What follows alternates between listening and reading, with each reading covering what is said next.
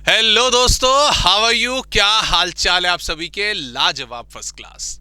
तो दोस्तों, आपका सीएमए फाइनल इंटर का भी रिजल्ट आ चुका है। रिजल्ट के बाद हमने आप लोगों के साथ लाइव सेशन भी रखा। उसमें आप लोगों से बहुत सारी ढेर सारी बातें हुई। कई स्टूडेंट्स ने अपना एग्जाम क्लियर करा, एग्जामिशन क्लेम करी, उन सभी को बहुत बहुत शुभकामनाएं। कई बच्चों का एग्जाम रह गया, वो क्वालिफाई नहीं कर पाए, तो यस ऑब्वियसली उन्हें और जोश के साथ अपने अगले अटेम्प्ट की तैयारी जो है वो शुरू कर देनी चाहिए। दोस्तों, जब से रिजल्ट आया है, हमने लाइव सेशन आपके साथ रखा, व्हाट्सएप पे, कॉल पे हमारी बच्चों के साथ कई सारी कन्वर्सेशन हुई है। हमने उनसे सारी बातें शेयर करी, चाहे उनका क्वालिफाई हुआ एग्जाम या नहीं क्वालिफाई हुआ है, उन्होंने किन किन चीजों को फॉलो करा। जिनका नहीं हो पाया वो अक्सर कॉल कर रहे हैं कि सर नेक्स्ट अटेम्प्ट में किन किन चीजों का ध्यान रखना चाहिए, शेड्यूल में हमारी क्या कमी रह गई जिसकी वजह से हम अपने वर्ड के साथ जो है पासवर्ड या सीएमए वर्ड नहीं जोड़ पाए, क्या रीजन रहा उसके पीछे। तो दोस्तों, उन्हीं चीजों को लेकर, उन्हीं चीजों का जो क्रक्स है इस वीडियो में मैं आप लोगों के साथ शेयर करने जा रहा हूं। ओके, ज्यादा लंबी चौड़ी चीजें इसमें नहीं होंगी, लगभग वही सारी चीजें हैं जो हम पहले भी कई बार कई वीडियोस में आप लोगों से साझा कर चुके हैं। और ये वीडियो इस टाइम पर आना बहुत जरूरी है। ओके, यहां पर हमारा आत्म मंथन जो है, जो हमारा सेल्फ एनालिसिस है, पीक पर होता है। अभी जून में हमारा अटेम्प्ट है, या हो सकता है दिसंबर में आप कई स्टूडेंट जो अपना प्लान कर रहे हो। अगर मैं जून अटेम्प्ट को टारगेट करूं तो लगभग अभी भी 4 महीने का वक्त जो है हमारे पास शेष है।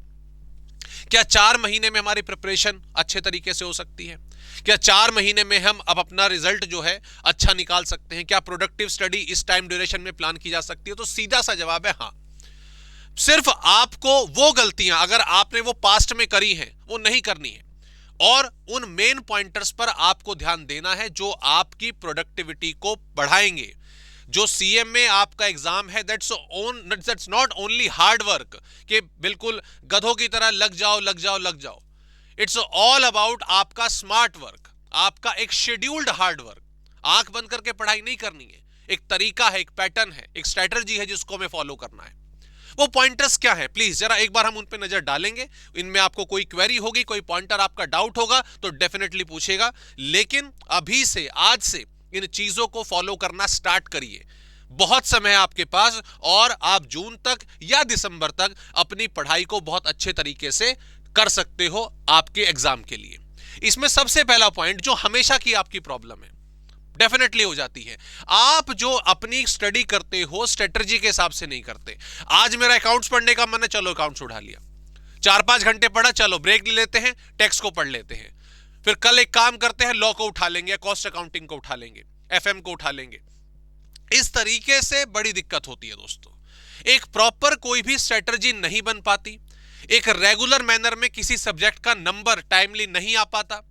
ऐसे में आपके जो इंटरेस्टिंग टॉपिक हैं आप खाली उन्हीं को कवर कर पाते हो, और जो इंपॉर्टेंट टॉपिक्स हैं जो आपको हो सकता है डिफिकल्ट भी हो, उनसे आप वंचित रह जाते हो।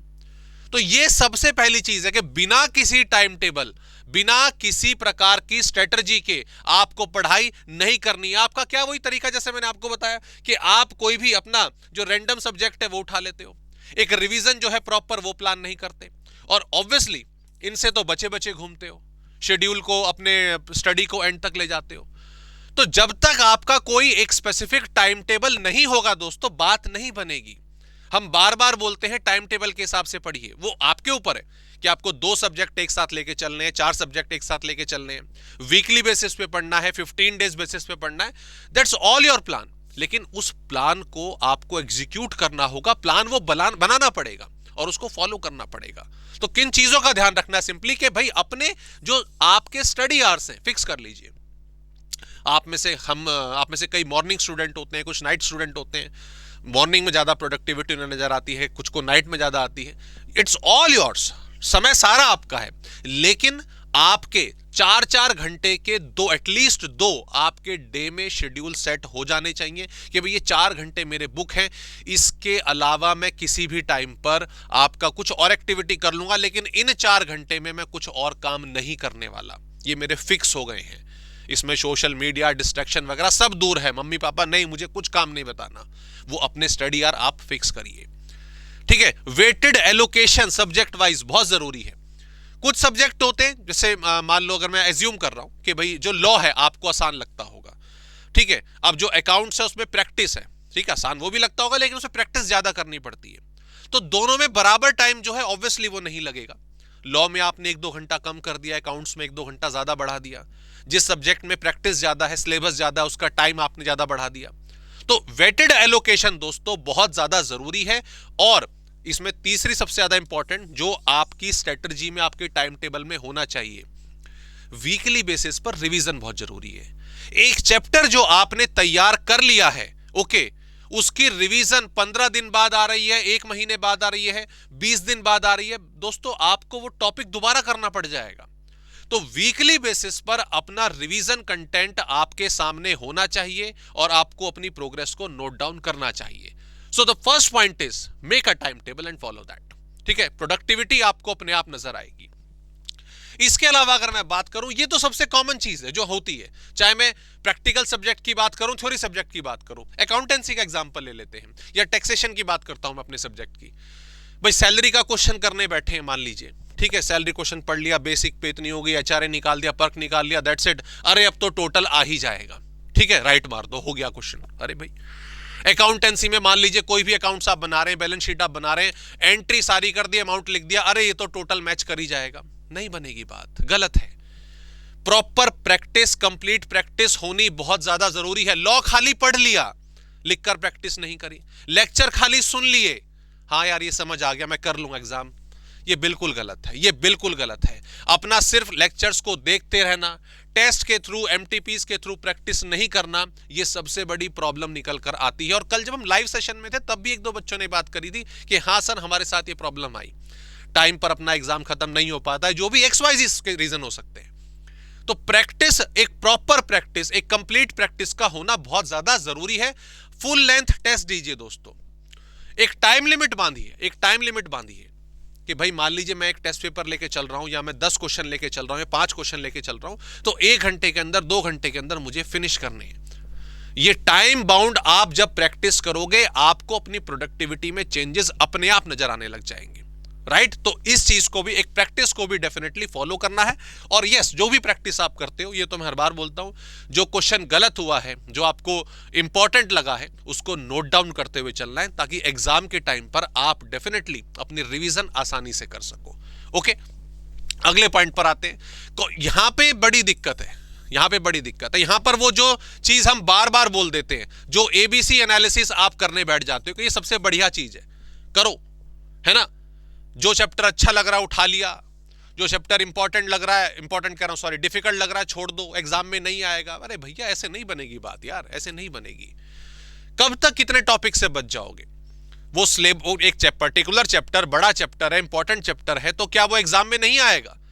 लेकिन हम सोच के बैठ जाते हैं कि भाई डिफिकल्ट है, छोड़ो, टाइम ज्यादा लेंगे, 7 मार्क्स का ही तो आएगा और हो सकता है एग्जाम में आए ना। नहीं भाई नहीं, आपको अभी टाइम सफिशिएंट है, पूरा सिलेबस आपको कवर करना चाहिए, इस चीज का टारगेट लेना है। और रही बात इकोनॉमिक्स में, शॉर्ट एनालिसिस तो पढ़ा है ना आपने, अपनी वीकनेस पे काम करो। जो चीज आपकी वीकनेस है, जो चीज आपकी वीकनेस है, उस पर ज्यादा काम करो। आपकी वीकनेस जब स्ट्रेंथ में बदल जाएगी तो अपने आप ही आपका रिजल्ट नेगेटिव से पॉजिटिव हो जाना है। ऑल राइट, तो जो भी डिफिकल्ट टॉपिक लगते हैं, कॉन्सेप्चुअल टॉपिक लगते हैं, आज आपके पास समय है, उस पर टाइम दो, झोंक दो अपने आप को उसमें कि यार जो टॉपिक मेरे को डिफिकल्ट लगता था, अगर वही मैं अपना स्ट्रॉन्ग कर लूंगा तो बाकी तो डेफिनेटली मेरे कवर हो ही जाने हैं। ऑल राइट, तो ये चीज नहीं करनी है, सिलेक्टिव स्टडी बिल्कुल भी नहीं करनी है। आपको सारे के सारे अपने जो डिफिकल्ट टॉपिक है, इंपॉर्टेंट टॉपिक है, सबको कवर करना है। और डेफिनेटली जो आपको डिफिकल्ट लगता है उसको टाइम कंपैरेटिवली ज्यादा देना है। टाइम है सफिशिएंट हमारे पास। एंड द लास्ट पॉइंट, ज्यादा बहुत सारी चीजें मैं आप लोगों के कंटेंट में, आप लोगों के टाइम टेबल में एड ऑन नहीं करवाना चाहता। सिंपल सिंपल सी छोटी छोटी बातें बस हम फॉलो नहीं करते, करनी चाहिए। लास्ट टॉपिक, सिलेबस लास्ट तक हम खींच देते हैं। ओके, अभी कल से कई बच्चों की क्वेरी आ रही है, सर आखिरी के 1 महीने में ही पढ़ाई हो पाई, सिर्फ 1.5 महीना पहले तैयारी शुरू करी थी। अरे भाई क्यों करी थी? रीजन बीइंग सेम, स्टार्टिंग में कई सारे डिस्ट्रैक्शन, अरे एग्जाम अभी बहुत दूर है, हो जाएगी तैयारी, कोई प्रॉब्लम वाली बात नहीं है। सीरियसनेस नहीं आती। सीरियसनेस कब आती? जब 1 महीना 1.5 महीना बच रहा है। आखिरी का 1 महीना तो आपका सिर्फ रिवीजन का होना चाहिए। जितना भी समय बचा है उसमें से 1 महीना हटा दो, इतना टाइम है प्रिपरेशन करने का।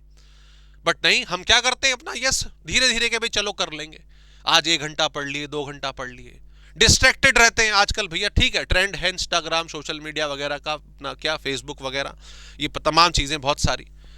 क्यों? आ जाएगा यार, इनका भी समय आ जाएगा बाद में। इन सब चीजों से दूर रहो, ये सोच के कि चलो आज 1 घंटा पढ़ रहे हैं, कल 1.5 घंटा पढ़ेंगे, फिर 2 घंटा पढ़ेंगे, हो जाएगा, ट्रैक पर आ जाएंगे। ठीक है, नहीं, ऐसा नहीं चलेगा, ऐसा नहीं चलेगा। कछुआ ठीक है धीरे धीरे चल रहा है, लेकिन ये तो मत कि कछुआ खड़ा ही हो गया बिल्कुल ही, इतना स्लो भी नहीं चलना।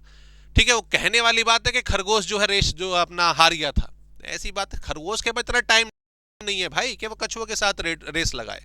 भगना है, समय समय पर भगना है, जहां जरूरत है वहां भगेंगे। ठीक है, क्लियर, लेकिन इतना स्लो नहीं कि भाई पता ही नहीं चल रहा कि टारगेट कब आने वाला है, कब नहीं आने वाला है।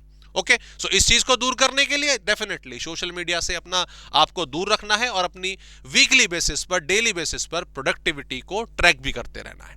ऑलराइट, तो ज्यादा चीजें आई थिंक मैंने आपको यहां पर नहीं बताई हैं। अगर मैं देखूं तो सिंपल सिंपल से हमारे पॉइंट्स हैं। आपको एक अपना स्ट्रेटजी जो है, टाइम टेबल जो है वो बना के रखना है। अपने पूरी प्रैक्टिस में अगर हम बात करें दोस्तों, तो अपने पूरे सिलेबस में प्रैक्टिस को काफी ज्यादा टाइम देना है। यस, इसके अलावा जो डिफिकल्ट टॉपिक हैं उनको उन पर अभी से काम करना स्टार्ट कीजिए। And yes, the last point is कि सिलेबस एंड तक मत खींचना। आपका 1 महीना पहले आप लोगों को सिलेबस खत्म कर देना है पूरे तरीके से। आई डोंट थिंक इसमें कुछ डिफिकल्ट चीज थी। कोई भी क्वेरी, कोई भी डाउट है, डेफिनेटली आप मिल सकते हैं मतलब अपना कमेंट बॉक्स में डाल सकते हैं, हम वहां तक पहुंचकर आपको जवाब देंगे। ओके दोस्तों, so all the best for your preparation and take care. मिलते हैं आप लोगों से नेक्स्ट किसी वीडियो में।